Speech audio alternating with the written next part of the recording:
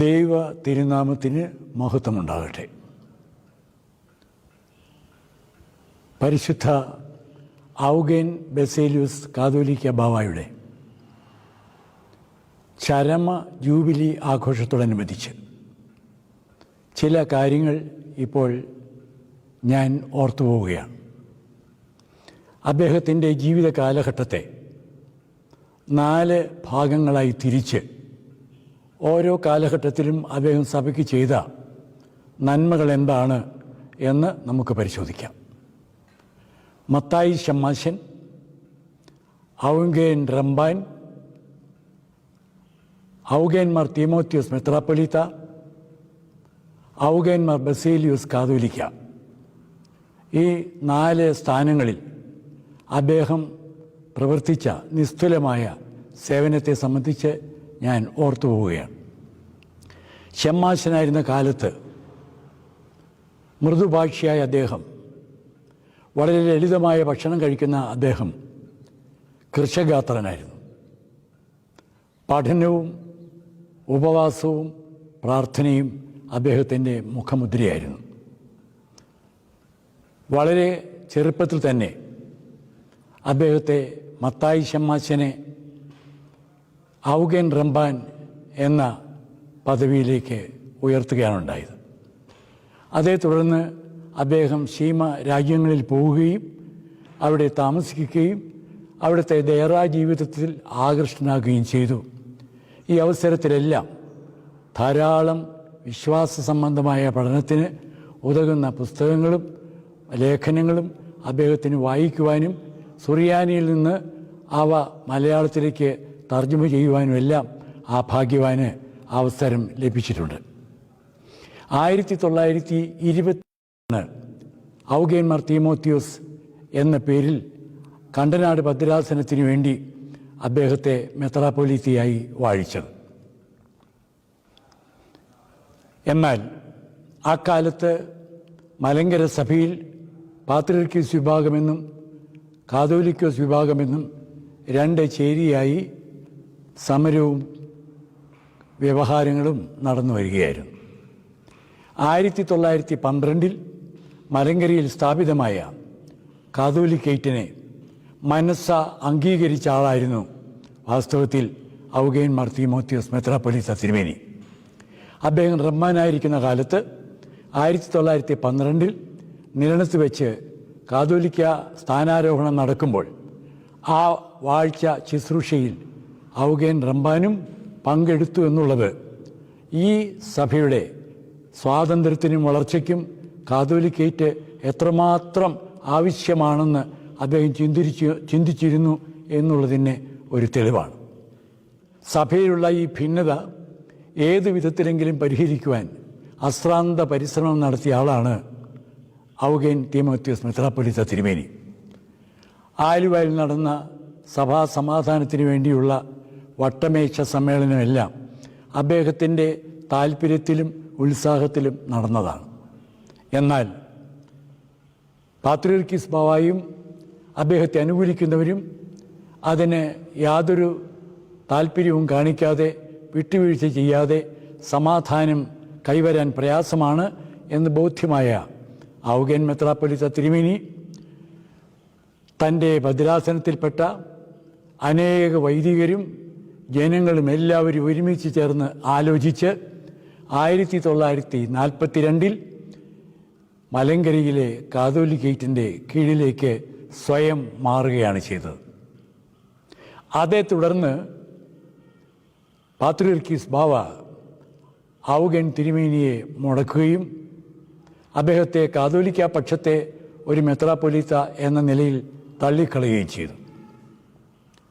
1958 supreme കോടതി വിധിയെ തുടർന്ന് 1958 ഡിസംബർ മാസം 16 പാത്രിയർക്കീസ് ബാവായും കാതോലിക്ക ബാവായും സമാധാന കൽപ്പനകൾ കൈമാറി സഭയിൽ ശാശ്വതമായ സമാധാനം സ്ഥാപിക്കപ്പെട്ടപ്പോൾ പാത്രിയർക്കീസ് വാഴിച്ച ഔഗേൻ തിരുമേനി കാതോലിക്ക ബാവായുടെ കീഴിലായിരുന്നു.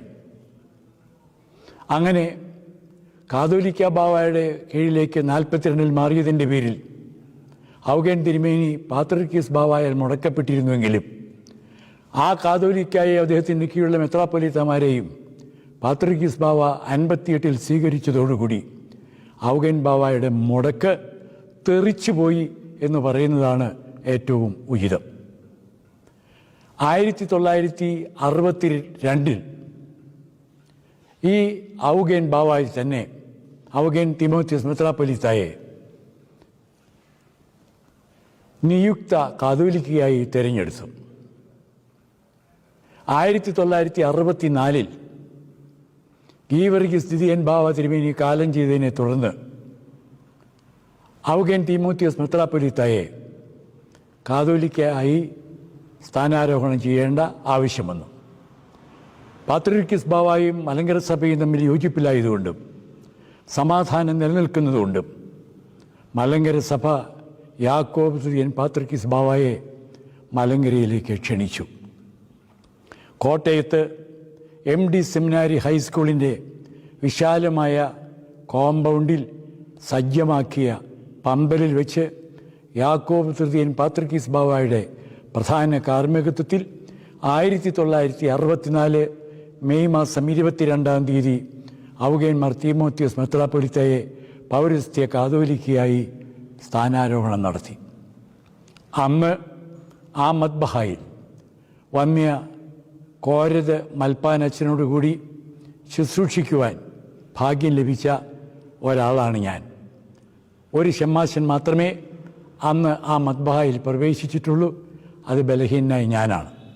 അതുകൊണ്ട് എനിക്ക് ആ ശുശ്രൂഷ കാണുവാനും അതിൽ പങ്കെടുക്കുവാനും അതിനെ സാക്ഷ്യം വഹിക്കുവാനും ശുശ്രൂഷകൾക്ക് ശേഷം നടന്ന പ്രസംഗങ്ങളെല്ലാം കേൾക്കുവാനും നേരിട്ട് സഭയുടെ സമാധാനം അരക്കിട്ടുറപ്പിക്കുന്ന ആ മനോഹര നിമിഷത്തിന് സാക്ഷിയാകാനും കഴിഞ്ഞു എന്നുള്ള സന്തോഷകരമായ കാര്യം ഇതോടൊപ്പം ഞാൻ പ്രവർത്തിക്കട്ടെ. എന്നാൽ ആ സമാധാനം അധികം നീണ്ടു നിന്നില്ല. 1970 ഒരു 203 നമ്പർ കൽപ്പന വീണ്ടും സഭയിലെ സമാധാനത്തെ തകർക്കുകയാണ് ചെയ്തത്. എന്താണ് പാത്രിക്കീസ് ബാവായ്ക്കുള്ള പരാതി? മാർ തോമാസ് ലീഹായ്ക്ക് പൗരോഹിത്യമില്ല, മാർ തോമാസ് ലീഹായ്ക്ക് സിംഹാസനമില്ല, മലങ്കര സഭ സ്ഥാപിക്കത്തക്കവണ്ണം മാർ തോമാസ് ലീഹയുടെ വന്നിട്ടുണ്ടോ എന്നുപോലും സംശയം എന്ന നിലയിലേക്ക് മാർ തോമാസ് ലീഹായെ തരം താഴ്ത്തുന്ന ഒരു പ്രവണത വന്ന അവസരത്തിൽ പരിശുദ്ധ ഔഗേൻ ബാവ തിരുമേനി പറഞ്ഞ ആ വാക്കുകൾ ഞാൻ ഓർത്തു പോവുകയാണ്. എൻ്റെ അമ്മ എന്നെ പ്രസവിച്ചത് മാർ തോമാസ് ലീഹായുടെ പൗരസ്ത്യ സിംഹാസനത്തിലിരുന്നു കൊണ്ട് ആ സിംഹാസനത്തെ എതിർത്ത് പ്രവർത്തിക്കുവാനോ മലങ്കര സഭയുടെ സ്വാതന്ത്ര്യം ഇല്ലാതാക്കുവാനോ എൻ്റെ ഉള്ളിൽ ജീവനുള്ള കാലത്തോളം ഞാൻ ഒരിക്കലും സമ്മതിക്കുകയില്ല എന്ന് ഉറച്ച തീരുമാനമെടുത്ത ആളാണ് ഔഗേൻ ബാവ തിരുമേനി. പലപ്പോഴും വലിയ വിട്ടുവീഴ്ചകൾക്ക് അദ്ദേഹം തയ്യാറാകാറുണ്ട്. അത് ചില സമയത്തൊക്കെ നമുക്ക് പ്രയാസമായി തോന്നിയിട്ടുമുണ്ട്. എന്ന് വരികിലും എപ്പോഴും സമാധാനം കാക്ഷിക്കുന്ന ഒരു സന്യാസിവര്യനായ പിതാവായിരുന്നു ഔഗേൻ ബാവ എന്ന് നമുക്ക് തീർച്ചയായും പറയാൻ കഴിയും. 1942 തൻ്റെ ഭദ്രാസനത്തിലെ ബഹുഭൂരിപക്ഷം ആളുകളും അച്ഛന്മാരുമൊത്ത് കാതോലിക്കേറ്റിൽ അദ്ദേഹം ചേർന്നപ്പോൾ പിറവം പള്ളിയിൽ അദ്ദേഹത്തെ സ്വീകരിച്ച് പിറവം പള്ളിയിലെ വികാരി അച്ഛൻ അദ്ദേഹത്തെ പിറവം പള്ളിയിലേക്ക് ക്ഷണിച്ചു കൊണ്ടുപോയി. സന്ധ്യാനമസ്കാരം കഴിഞ്ഞ് പിറവം പള്ളിയിൽ താമസിക്കുമ്പോൾ വിഘടിത യാക്കോബായ വിഭാഗത്തിലെ ആളുകൾ സംഘം ചേർന്ന് വന്ന് വന്യപിതാവിനെയും കൂടെ ഉണ്ടായിരുന്ന ഷമ്മാശന്മാരെയും ക്രൂരമായി കാപ്പി വടികൊണ്ട് മർദ്ദിച്ച് അവശരാക്കി. കൈ തൊഴുത് അവരോട് ജീവന് വേണ്ടി യാചിച്ചുകൊണ്ട് ആ പള്ളി നട ഇറങ്ങിപ്പോകുന്ന ആളാണ് ഔഗേൻ മാർ തിമോത്തിയോസ് മെത്രാപ്പൊലീത്ത. പ്രിയപ്പെട്ടവരെ, 1970 ആദ്യ ഭാഗത്ത് പിറവം പള്ളി ഇടവക അന്നത്തെ കാതോലിക്ക ബാവയായിരുന്ന ഔഗേൻ മാർ ബസേലിയോസ് തിരുമേനിക്കും നിയുക്ത കാതോലിക്കയായിരുന്ന വട്ടക്കുന്നേൽ മാത്യൂസ് മാർ അത്താനാസിസ് തിരുമേനിക്കും, കണ്ടനാട് ഭദ്രാസനത്തിൻ്റെ പൗലോസ് മാർ പീലക്സിനോസ് മെത്രാപ്പൊലീത്ത, അദ്ദേഹം പിന്നീട് ശ്രേഷ്ഠഭാവയായി, അദ്ദേഹത്തിനും ഈ 3 പേർക്കും പിറവം പള്ളിയിൽ ഒരു ഉജ്ജ്വല വരവേൽപ്പ് നടത്തി. 1942 കാതോലിക്കേറ്റിലേക്ക് അദ്ദേഹം കടന്നു വന്നതിനുള്ള പ്രതിഷേധ സൂചകമായി അദ്ദേഹത്തെ ആക്രമിച്ച ഇടവക പള്ളി രാജോചിതമായ സ്വീകരണം അദ്ദേഹത്തിന് കൊടുത്തപ്പോൾ അത് കാലം കാത്തുവെച്ച ഒരു കാവ്യനീതിയായി അദ്ദേഹം അനുഭവിച്ചു എന്ന് നമുക്ക് തീർച്ചയായും പറയാൻ കഴിയും. സഭയുടെ ആരാധനാക്രമങ്ങളിലും ആരാധന ആവശ്യത്തിന് ഉപയോഗിക്കുന്ന പ്രാർത്ഥനകളിലും മറ്റും വലിയ സംഭാവന ഔഗേൻ ബാവയുടേതായി നമുക്ക് ലഭിച്ചിട്ടുണ്ട്. എപ്പോഴും അദ്ദേഹം പഠിച്ചുകൊണ്ടാണ് ഇരുന്നത്.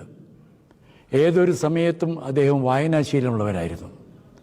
അദ്ദേഹത്തിൻ്റെ അറിവും അദ്ദേഹത്തിൻ്റെ കഴിവും ഈ സഭയ്ക്കും ഈ സഭയുടെ ഉയർച്ചയ്ക്കും ഇതിൻ്റെ വളർച്ചയ്ക്കും ഇതിൻ്റെ സ്വാതന്ത്ര്യത്തിനും നിലനിൽപ്പിനും വേണ്ടി ചെലവാക്കിയ ഒരു പുണ്യാത്മാവാണ് ഔഗേൻ ബാവ തിരുമേനി. അദ്ദേഹത്തിൻ്റെ കഷ്ടതകളുടെയും വേദനകളുടെയും ഫലമാണ് ഇന്നും ഈ സഭ അനുഭവിച്ചുകൊണ്ടിരിക്കുന്ന പ്രത്യേക സൗകര്യങ്ങളെന്ന് നാം വിസ്മരിക്കാതെ എപ്പോഴും നന്ദിയോടെ ഓർക്കേണ്ടതാണ്. ഈ അനുസ്മരണ കാലഘട്ടത്തിൽ ആ പുണ്യാത്മാവിൻ്റെ പാതാരവിന്ദങ്ങളിൽ ഞാൻ നമസ്കരിക്കുന്നു. അദ്ദേഹത്തിൻ്റെ മധ്യസ്ഥ പ്രാർത്ഥനയിൽ ശരണം പ്രാപിക്കുന്നു. മലങ്കര സഭയ്ക്ക് ഔഗേൻ തീമോത്തിയോസ് തിരുമേനിയുടെ പ്രാർത്ഥന എന്നും കാവലും കോട്ടയുമായിരിക്കട്ടെ എന്ന് പ്രാർത്ഥിച്ചുകൊണ്ട് എൻ്റെ വാക്കുകൾ ഉപസംഹരിക്കുന്നു.